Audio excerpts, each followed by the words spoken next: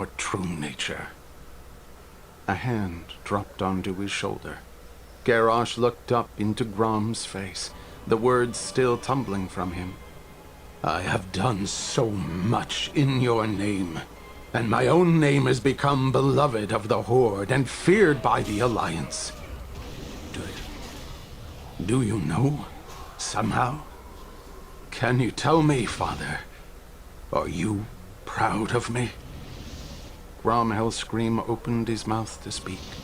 A metallic, clanging noise came from somewhere, and Grom vanished. Garrosh Hellscream awoke, alert, as he always did. Good morning, Garrosh, came the pleasant voice. Your breakfast is prepared for you. Please, step back. If his jailers had waited but a moment longer, Garrosh would have known the answer to the question that had haunted and driven him all his life. If only he could throttle the infuriatingly composed Pandaren for such an intrusion. Garrosh, clad in a robe and hood, contented himself with presenting an imperturbable expression as he rose from the sleeping furs, stepped back as far as possible from the metal frame and glowing violet octagonal windows of the cell, and waited. The mage, wearing a long robe decorated with floral designs, stepped forward and began an incantation. The glow faded from the windows. She moved back, and the other two Pandaren, identical twins, approached. One brother watched Garrosh closely, while the second slid a meal of tea and assorted buns through an opening level with the floor. As the guard rose, he motioned that Garrosh was free to take the tray. The orc did not do so. When will my execution be? Garrosh asked flatly. Your fate is still being decided, one of the twins said. Garrosh wanted to hurl the food at the bars, or preferably lunge faster and farther than anticipated and crush his smirking tormentor's windpipe with a single massive hand before the little female could intervene. He did neither, moving with calmness and control to the furs and sitting down. The mage reactivated the imprisoning violet field, and the three Pandaren then left, ascending the ramp. The door clanged shut behind them. Your fate is still being decided. What in the name of the ancestors did that mean?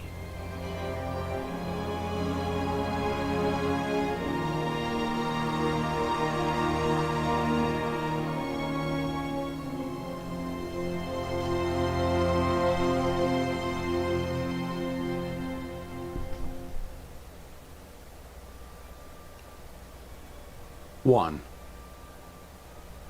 It looks too peaceful and beautiful to be the prison of someone so horrible, Lady Jaina Proudmoore mused as she approached the Temple of the White Tiger.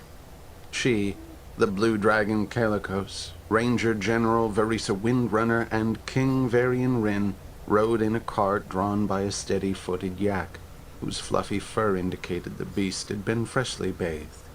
In acknowledgement of the honored status of the passengers, the cart had been upholstered with silk cushions in vibrant shades, though the travelers did bounce a bit when a wheel hit a rut.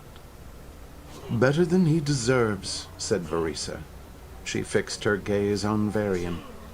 You should not have stopped Goel from killing him, Your Majesty. There is no other justice for that monster than death, and even that is more merciful than what he has done. The Ranger General's voice was sharp, and Jaina couldn't blame her, especially as she completely shared Verisa's sentiments. Garrosh Hellscream had been responsible for the destruction.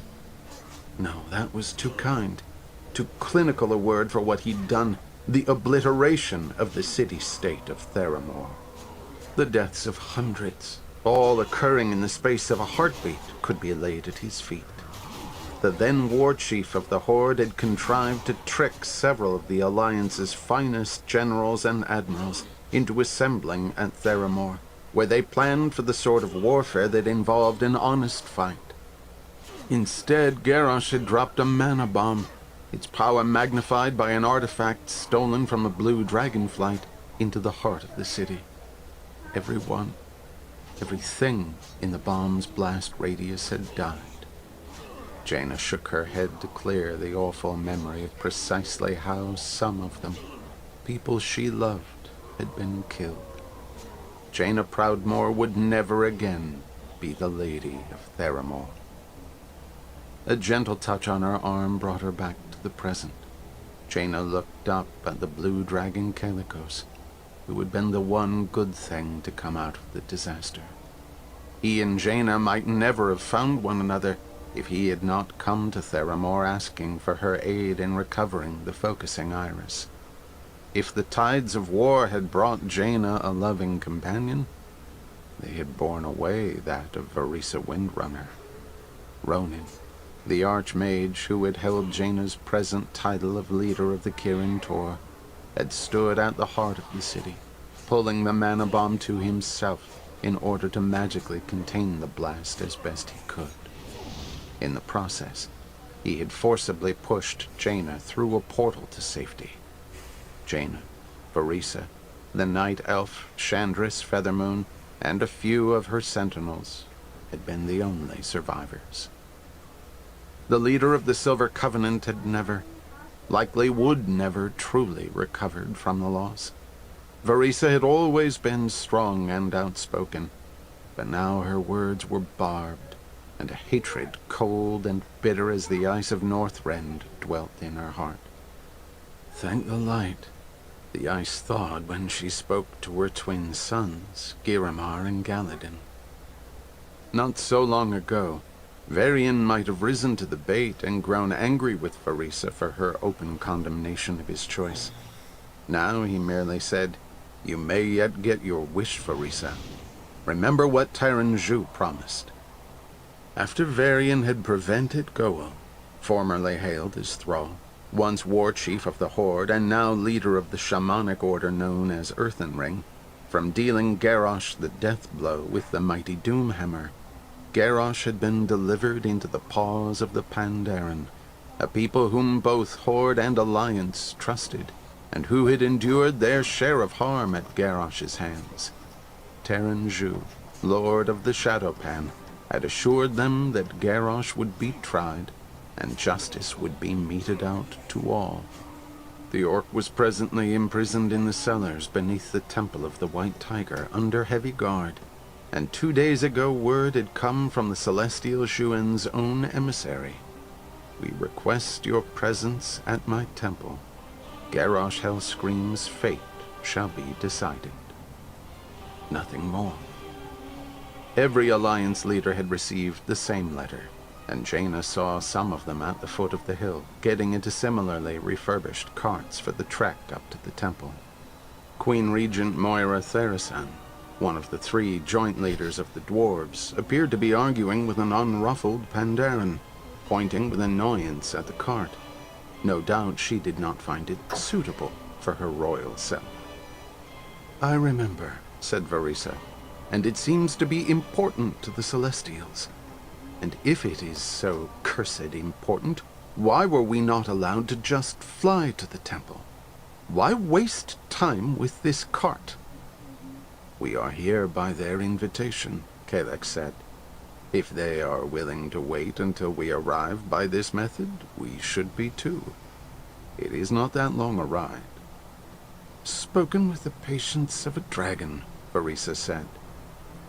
"I am what I am," he replied, seemingly unperturbed by her comment. Yes, thought Jaina, he was indeed what he was, who he was, and she was glad of it, though much yet remained for them to sort through in their relationship. She tried to settle back into the embroidered cushions and enjoy the slow ride up the curving path. Pandaria exuded remarkable peace and offered beauty wherever one's eye fell. Cherry trees exploded with pink blossoms, a few fluttering about as the wind swayed the branches.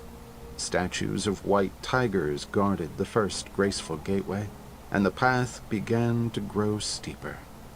As the cart made its steady way forward and the cold pressed in, Jaina was grateful for the heat of the various braziers they passed, and wrapped a cloak more tightly about her slender frame. The earth bore first a scant dusting of snow, then drifts as the altitude increased. Jaina became aware of a profound sense of lightness, and all at once she understood. She well knew the import of casting a spell with focus and purposefulness, and it was suddenly clear to her that in their own way, the Celestials were giving their guests a chance to do precisely that.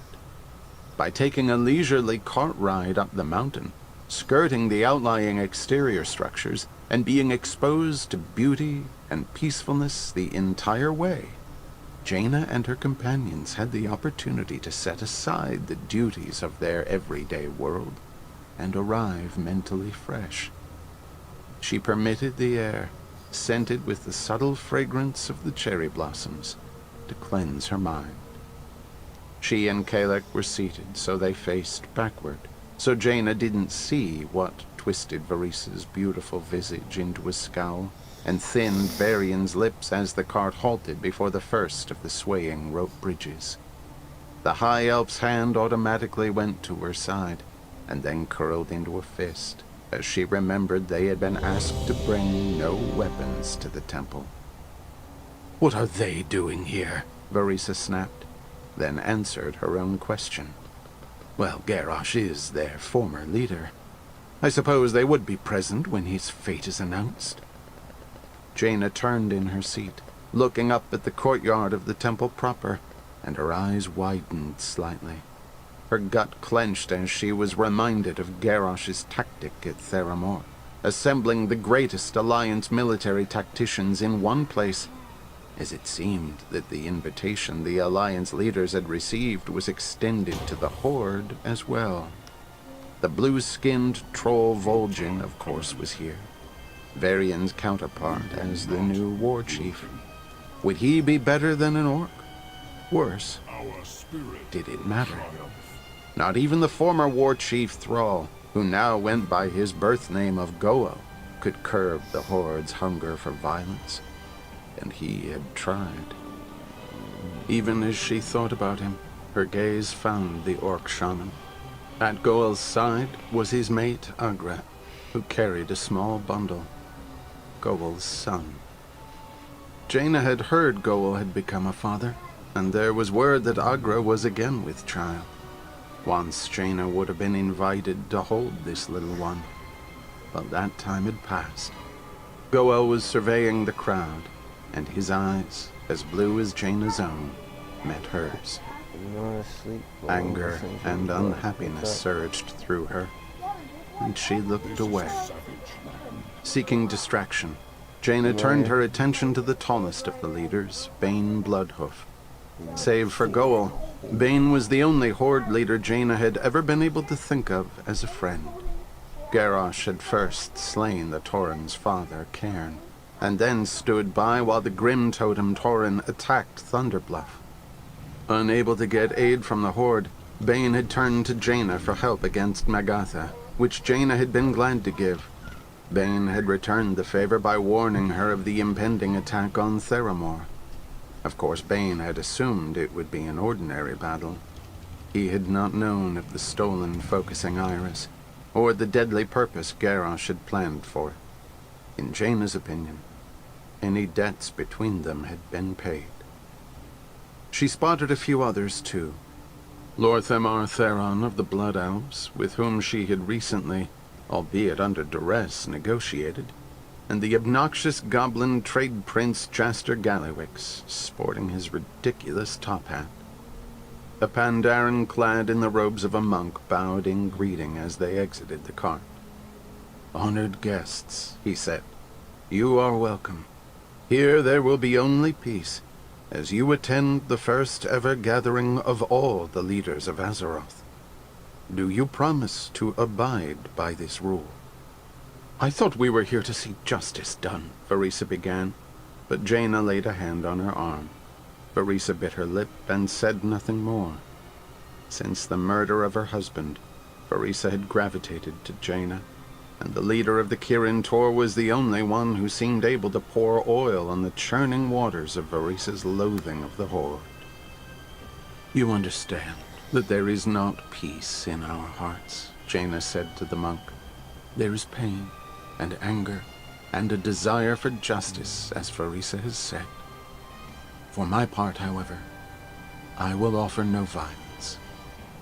The other three answered in kind, although Varisa uttered the words with difficulty, and the Pandaren invited them to follow him up the swaying rope bridge and the massive central staircase and into the Colosseum.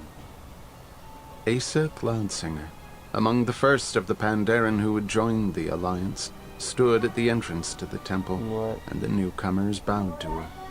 Her eyes sparkled with pleasure at seeing them.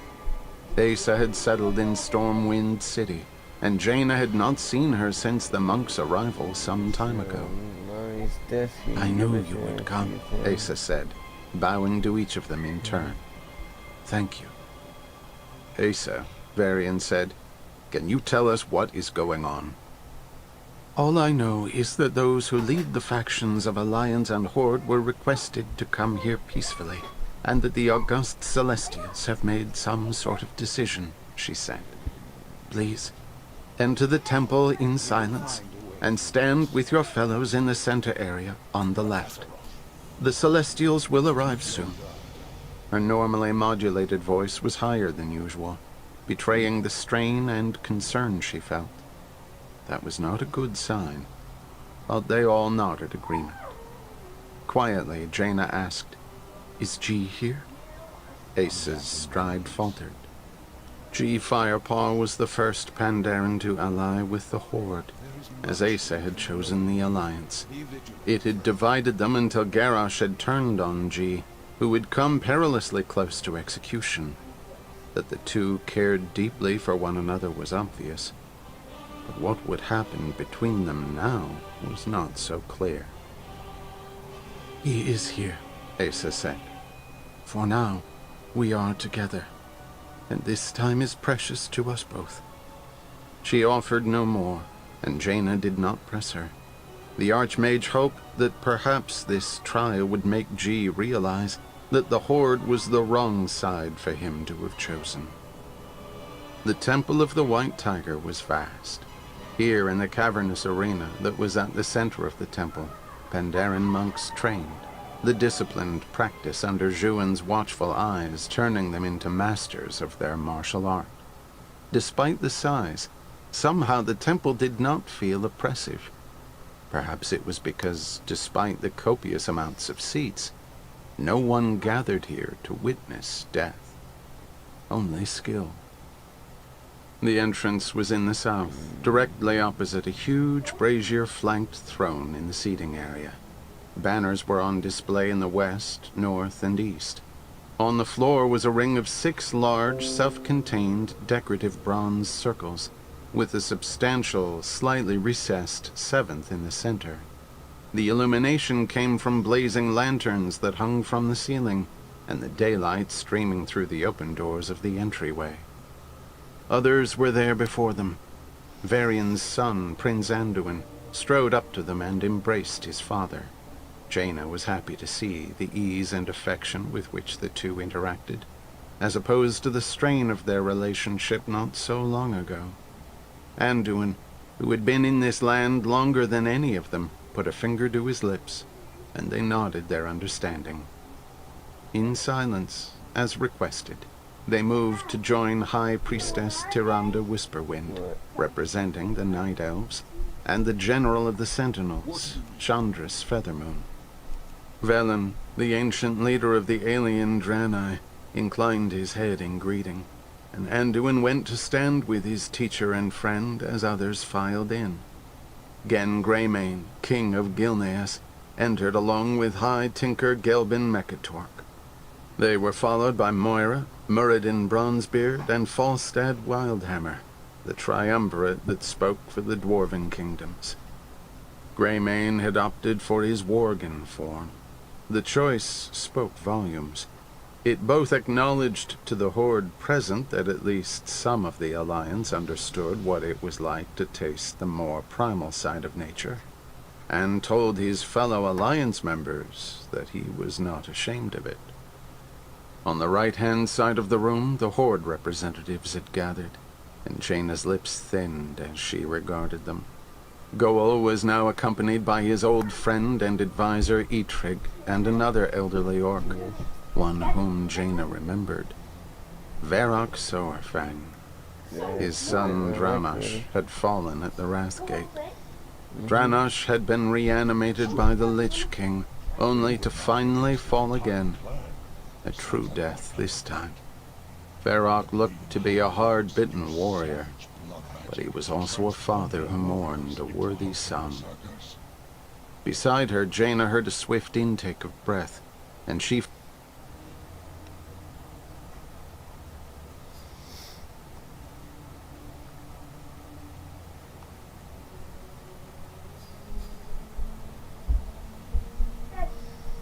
How many minutes for it? 3. 3? Mm-hmm.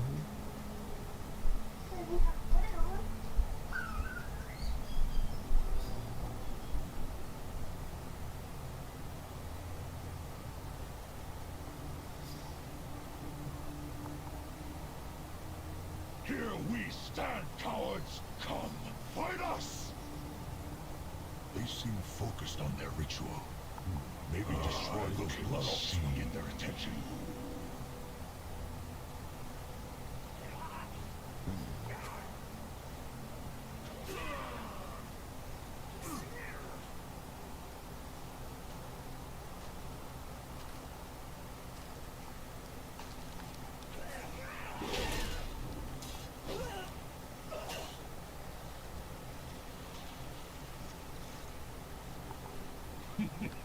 It looks like Khadgar and the rest are on the move. Our work is nearly done, champion.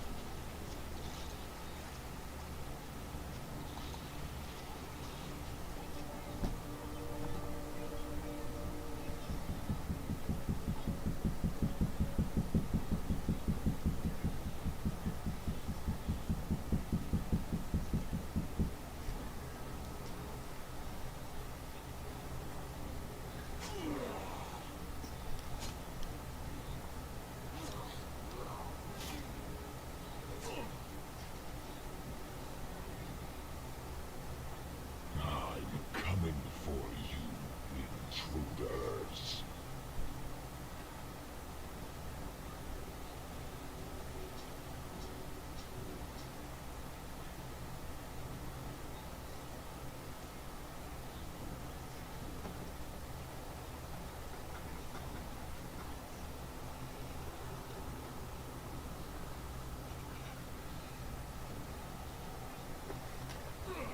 Let me check on the thing now. Funny.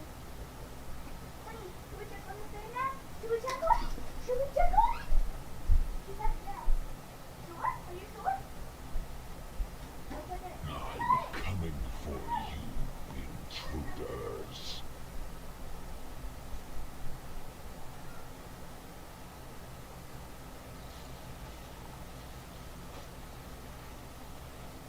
Look! Look what dragged itself through my jungle. Fresh meat.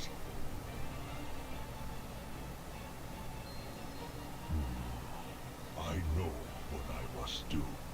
Blood and honor!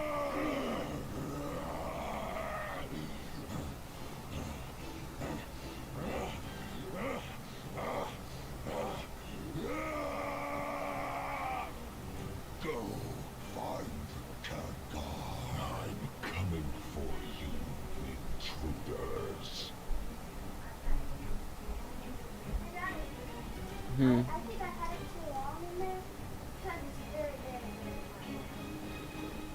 se escribe a tu correo. I'm coming for you, intruders.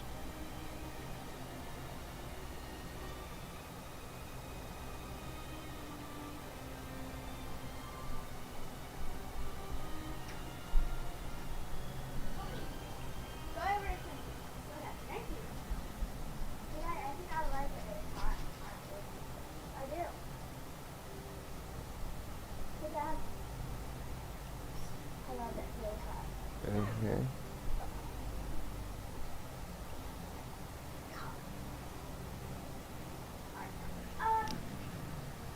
It's so fun.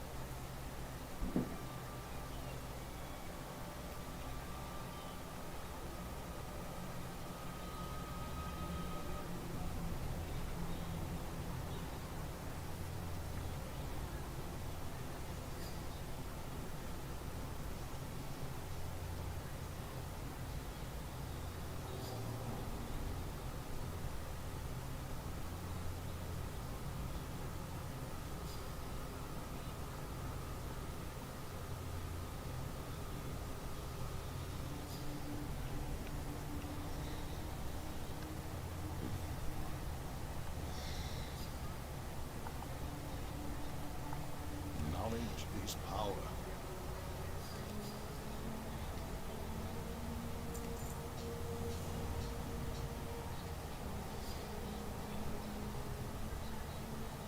Keep your guard.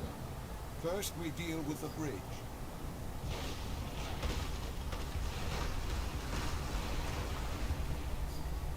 Now, let's get moving.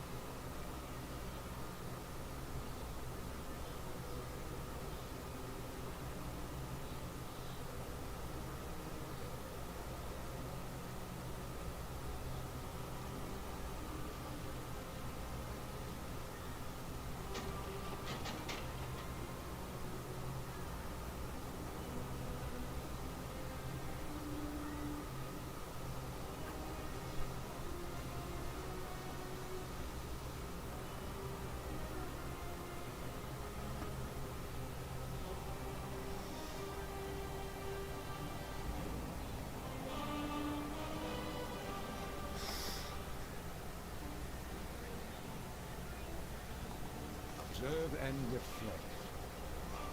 for Azeroth.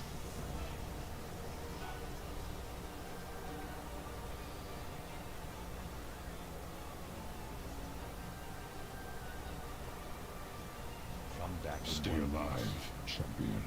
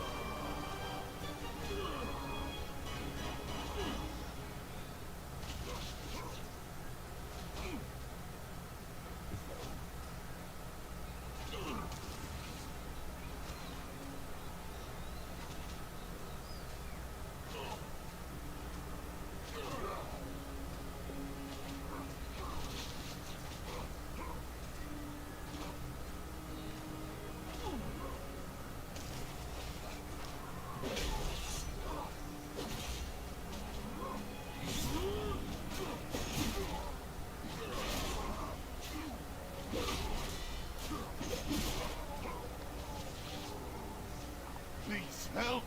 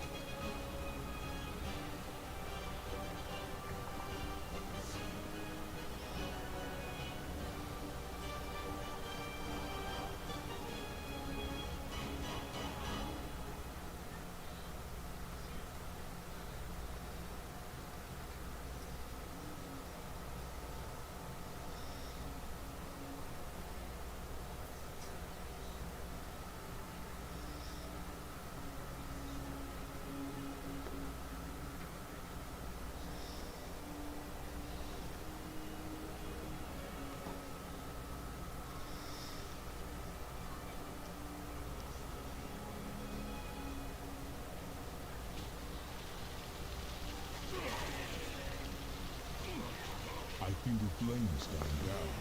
What is happening, Exo? We have a visitor.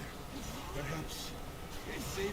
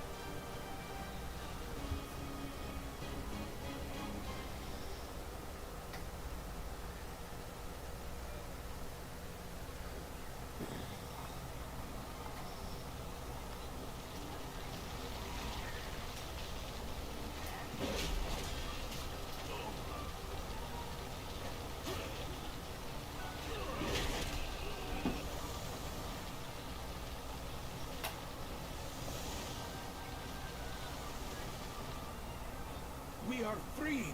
Follow me, shaman. We will escape through the hills.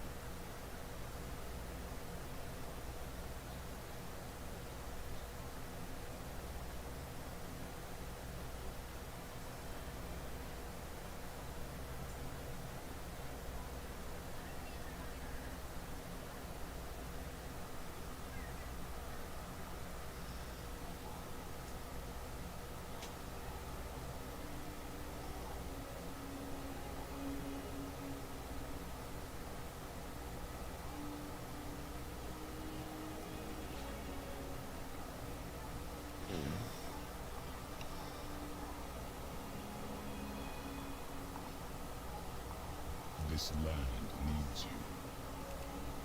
Be cautious.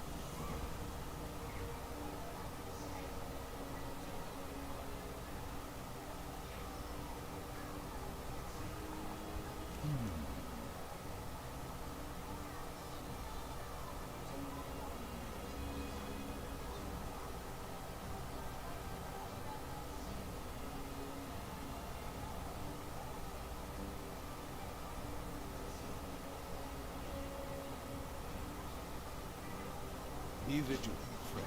We cannot hide here forever. Follow me, and stay close. A combat arena. This may be a trap, but at least we'll die with honor. This slaver and torture knows nothing of honor.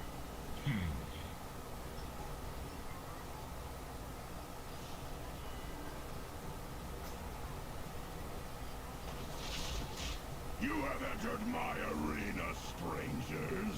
You will either leave it as victors, or as corpses. Now, kill your 100, or die trying.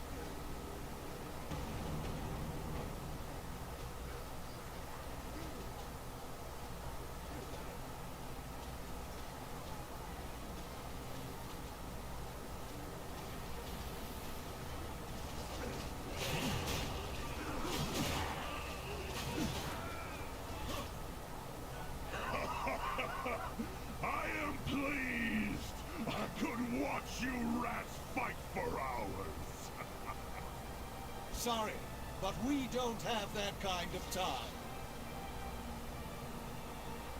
Everyone, with me!